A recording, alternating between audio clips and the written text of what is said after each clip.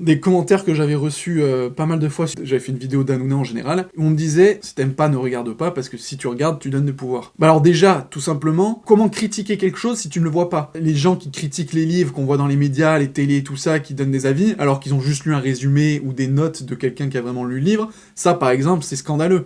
Justement, ce qu'on veut, c'est des gens qui lisent vraiment les choses, ou qui écoutent vraiment les choses en entier, et pas simplement des extraits sur Twitter ou autre, et qui, comme ça, peuvent donner leur avis complet dessus, sans se tromper. C'est comme les critiques de cinéma.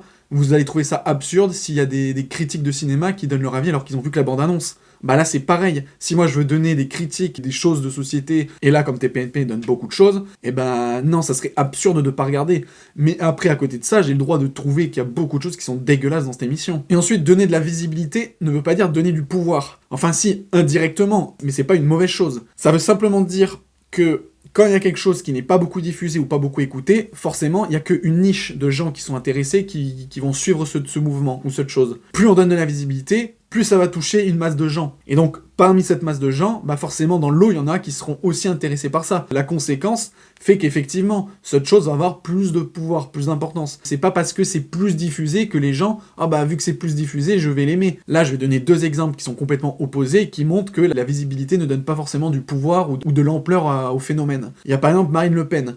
On dit, oui, plus on en parle, plus ça monte. Ça, oui, c'est une réalité. Mais pourquoi ? C'est parce que ça intéresse les gens. Et c'est pas parce que juste on en parle, hein. C'est juste qu'en fait, en entendant le discours de ces gens d'extrême droite, bah il y en a qui forcément, avant, n'écoutaient pas les choses et avaient que des discours des autres qui disaient c'est le diable, c'est l'horreur, c'est de la merde. Donc les gens ne votaient pas parce qu'ils entendaient rien.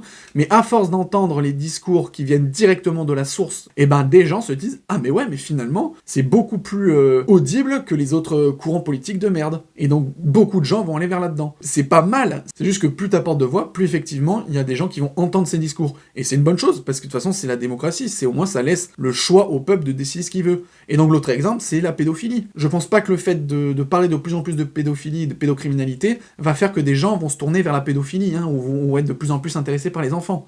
Donc, c'est pas parce qu'on met en lumière une chose que ça va prendre plus de pouvoir. C'est juste que ça dépend du sujet. Soit il va intéresser les gens, soit il ne va pas les intéresser. Parce que justement, ça peut être l'effet inverse. En montrant à énormément de gens, regardez la merde que cette personne fait, bah cette personne-là peut se faire renverser. C'est l'exemple concret de Weinstein et de là, le Gret, là, le président de la FFF.